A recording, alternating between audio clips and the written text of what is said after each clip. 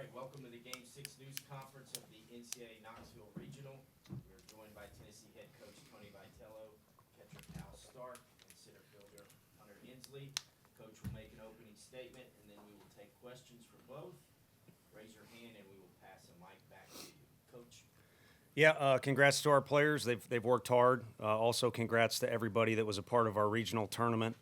Some gritty efforts from a young team we just played, a team we played last night that had a lot of injuries, and then a team that's probably doubted by many, for various reasons in Northern Kentucky, but won't be their last regional anytime soon. So we're very appreciative of the fact we were able to survive or win the tournament. First thing with this game tonight, deserve a shout out to Vamos Vols. For those that were at the game know why. Our guys in the dugout know that. But overall, all the fans were outstanding. Every time I get critical when I'm kind of watching, like, why wouldn't – I don't know why our guys got to clap their hands for Billy in the dugout, but every fan should. It's like, why isn't everybody doing that? Well, everybody's doing it tonight, and other little adjustments. It's just fun to see, like I talked last night, the whole thing evolve, and it certainly helps our efforts and makes it an advantage to play at home. The game started out to me with a little extra tension, which was very frustrating, and I probably added it to it, which detracted from our play, but we were also seeing a good arm. We recruited that kid. We liked that kid a lot out of high school in Middleton, and he's improved, and he's certainly well coached. So it's not like things were easy, but there was a little tension there interfering. And I know the next inning they score, but whatever happened there with Xander seemed to kind of flip the script a little bit. And everybody decided if this guy's going to get hit with a line missile and stay out here and compete and also be willing to kind of have that Xander smile like he all does, then we should probably relax a little bit, but also compete the way that he is. And again, I think it flipped a little bit. And then giving the ball off to Snead, neither of those two guys are the ones that are in here, but they very easily could be. They did an outstanding job and made it easier on our offense tonight. We'll start on the left with Eric, then Ben. Cal, obviously a really good day at the plates, 2 home runs. What was your approach going into those ABs, and kind of were you looking for a specific pitch? Really just try and slow everything down. The crowd was good tonight, so I can kind of just control my breathing, slow everything down, and then look for just something that I can handle and hit hard, and just try and put a good swing on it, both at bats. Tony, over here to your left. What did you see with your team battling through adversity there with that bottom of the 5th inning, and what allowed them to kind of throw a punch back rather quickly there in the top of the 6th with KT's big swing? Yeah, I've been a part of really good teams. We had every reason, you could call it an excuse if you want, but we had every incentive, reason, whatever you want to call it, to make it a day long of tension, frustration. Why not this? This could have went our way. I just drove that ball all the way to the wall. It didn't go over the fence. But this team is pretty mature. I think Billy had really mature answers when kind of asked about our team in particular and what the approach is. And I think it's a balanced lineup, a balanced pitching staff, but it's also a balanced mindset, which makes things easier on us. And sometimes we just got to check ourselves as coaches and make sure we're in line with these guys' personality. But with every rep we get in situations like this, this was not a 12-3 game. We kind of pulled away there at the end, but there was some good experience in each of those 3 games that we had that I think can help prepare us for things that are ahead. In the second row, can you move your phone a bit? It's in the shot. Thank you. I will continue with Ryan up front here. Cal, what does it say about Xander? Not only did he worked around that line drive, but some defensive mistakes behind him, and kept y'all in a really good spot when he exited. I think it just shows what type of teammate he is. He's a tough guy. He's going to go out there compete. And whenever something like that kind of just doesn't go his way, he's gonna have every one of our backs, just putting his best step forward, keep making pitches, and just competing as a whole. Sam in row 3, then Mike up front.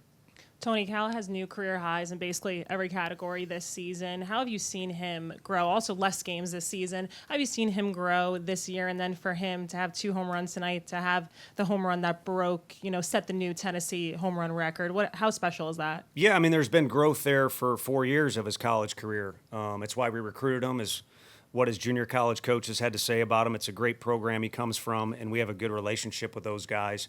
And they were his biggest advertisers. And one of those things was he's going to meet challenges head on. And so we could dissect why he's gotten better offensively or why he's gotten better over the course of 4 years. But I think they all fall under the umbrella as he meets challenges head on.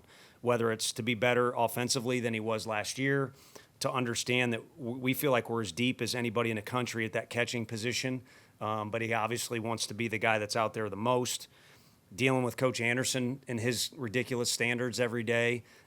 He's met any challenge you can imagine head on, and so he's improved from it.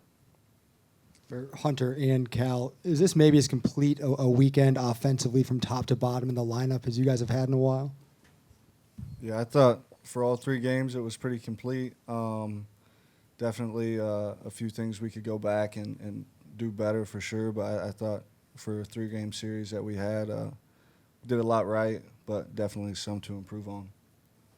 Casey in row 3. Coach, how does having guys like Cal and Dean in the bottom of the order really help elevate this team to another level? It just makes it another section. Can't say it's the middle of the order because it's not the middle of the order, but it just makes it. They're all sections. I mean, Christian Moore is also not a leadoff hitter, so we've got pretty good sections in there. And Dean got interviewed last night. The K-State game sticks out where Dean was. The offense revolved around his spot in the order, and I think he's maybe in the 6 hole or 8 hole that night. And it can vary from game to game, and certainly this weekend, we're talking about it being a complete weekend for the offense. It's kind of gone that way too, where Hunter's kind of in the middle, and sometimes it revolves around him. There's been plenty of nights where it revolves around Dylan. And again, the bottom line is I think everyone that we have in there, including Brad Key, not getting out of the way of a pitch that's dang near at his neck. Everybody in there is looking to make it difficult on the opponent, and then anyone in there certainly is capable of doing great things. Back to Eric. Hunter, knowing that the job's not done, you still have more things you want to accomplish this year. Tonight was just one step in the right direction. Kind of what was the message post game from Coach Vitello or just from you leaders on the team? Yeah, I think Right it's here, by the way, so be careful. enjoy this one for the night, I guess, until we get out of here. And then back to work tomorrow or whatever schedule we got this week. But there's a lot there's a lot to do for the rest of the week to get better for this weekend regarding who we play. I don't really feel like it matters right now, but really just get back focused come tomorrow and be ready for the weekend. Ryan, front right. Tony, Hunter, I think entering Game 3 at Florida was hitting 236. It's now hitting 290. Just at that point, what was your confidence level that he would be able to find this extra gear and kind of get back to more what he was at the plate last year? Yeah, I mean, I just don't. He's already shown, and maybe there is. I always say tie goes to the runner, which I don't even know if that's the rule, but I'm as for competition as anybody. But when you do have experience and we know truly what you can do in games, it does give you an edge.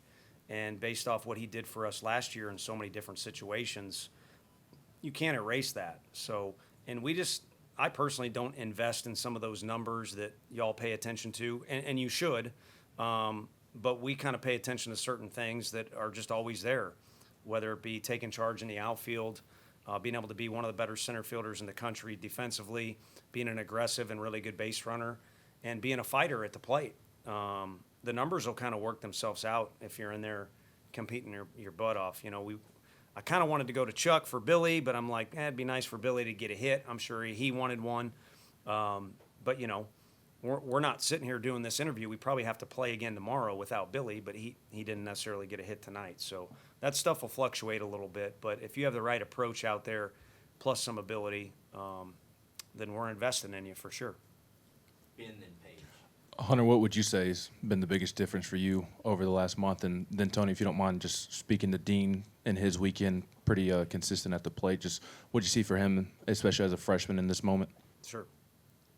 Yeah, I think for me the last month is just really going up there and trying to make everything a little bit more simple. Not really overthinking the box, just calm down, relax, and try and catch the barrel on it. Also, I've been doing a little better approach-wise, so I think that's helped me for, I guess, the last 20 games or so. Yeah, and I didn't mean to scare my man here. We didn't say much in the outfield because the fans were going nuts, and these guys felt good, but the tournament's over with. The guys had some kind of sign or something, and they won it. So kind of like Hoover, they should take pride in it, confidence, and certainly enjoy it. I think sometimes when you work real hard like these guys do, you don't take a moment to enjoy it and be appreciative of the people that helped get you there. But next weekend's kind of a fresh start for both teams. It'll be in Knoxville. And it is a new tournament. It's got a different label. It's called Super Regional, but now it's a weekend series. And it's one of the reasons why everybody in the country, not just the SEC, takes pride in their conference series and how competitive they can get. And Dean is certainly competitive, but he's also very mature. He's just a unique guy. I mean, some of his comments you don't make unless you've got a lot of wit and you're comfortable in your own skin and you're mature. And I'm speaking on some comedic things he says, but also some things he says about the game. And I love this state, but SoCal produces a lot of good baseball, and he's from there. He played at a high level, was around a lot of really good people, and he comes from a phenomenal family, and all those things are a part of his pedigree, which we're reaping the benefit of that for sure. This is for Hunter and Cal. Obviously, what Christian Ward does offensively is on another level, but maybe he's not getting his flowers, let's say, on defense. But he's made some pretty decisive plays this weekend. From your all's perspective, can you just describe kind of just the defensive player that he is and the plays he made this weekend?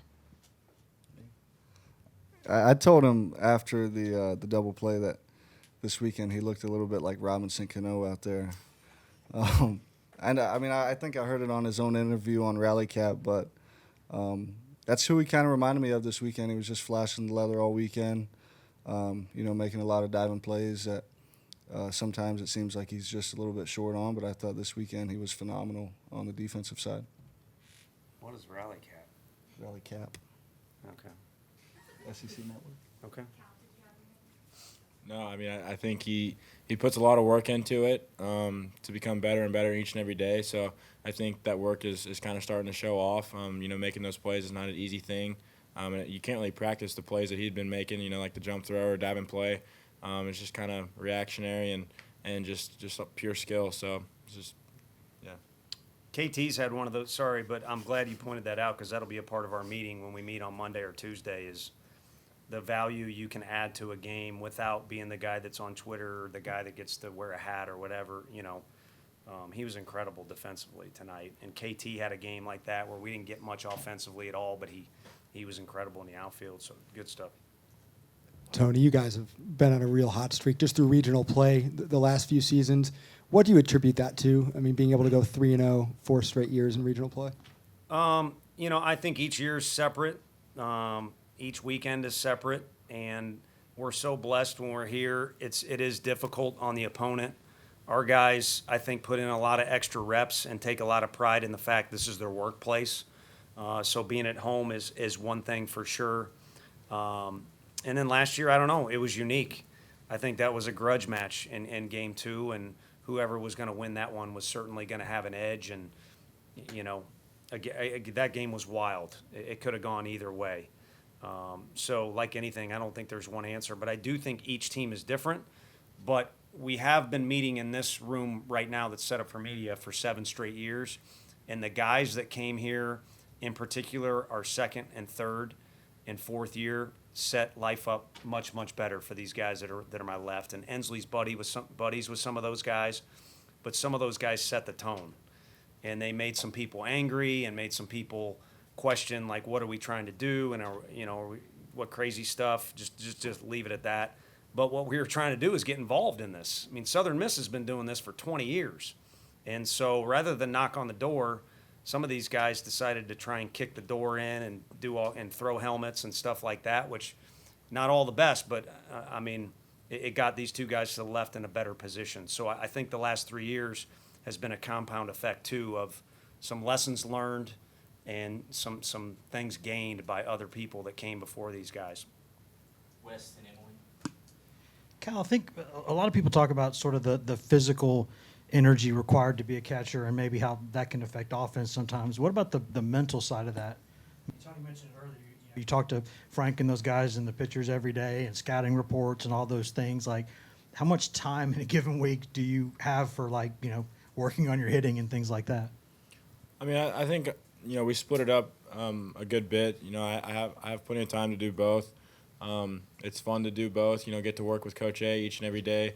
It's a lot of fun. He's one of the best in the business for a reason. So getting to learn from him, and then also getting to learn from Coach Elander. each and every day. It just puts me in a better spot, both for out there on the field and in a mental state. Because this game is very hard, both physically and mentally. So being able to work with both of those guys, it's pretty fun. Tony, I don't know if you're aware, but in the 6th inning this season, your team has had so much success, and I know you guys don't really pay too much attention to numbers or anything, but 103 runs overall this season just in the 6th inning. Why do you think it's so important and pivotal for your guys to really produce in that inning specifically? You guys are good baseball. You guys are coaching me up last night and tonight too, pointing stuff out.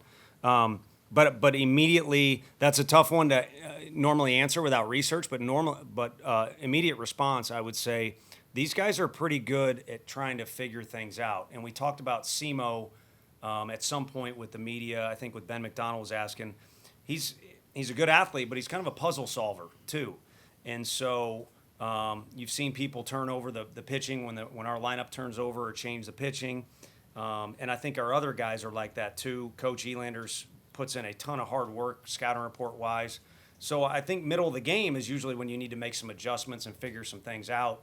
And that requires hard work, communication, and also the willingness to try and make some adjustments and figure things out. So I think there's something to that. Last one to Brian. Tony, just kind of the same question I asked Cal earlier. What does it say about Xander that he was able to work through all the adversity he faced today? It says he's a hockey fan. I don't know if I should do it anymore. We usually kind of mess around at practice, and I use the fungo as a hockey stick, and he's the goalie. I actually hit him on the knee. He had a knee save the other day, so maybe we shouldn't do that anymore. But he's a tough kid in his own way. He's the definition of a quirky lefty. He's the definition of a lovable kid, of a great teammate. And then somehow it's kind of odd how he gets out there, and he's also as much of a competitor as these two guys. So it's been fun to be around him, and it's been really cool to see him kind of evolve as a pitcher each year that he's here too. So that's why I think our guys have faith in him, and I think you guys wrote an article or something, but you can tell our fans kind of take to him like they do Chuck as well, and he's earned that. So certainly a competitor. All right. Thank you, guys. Thank you. Congratulations. Thank you. Appreciate y'all.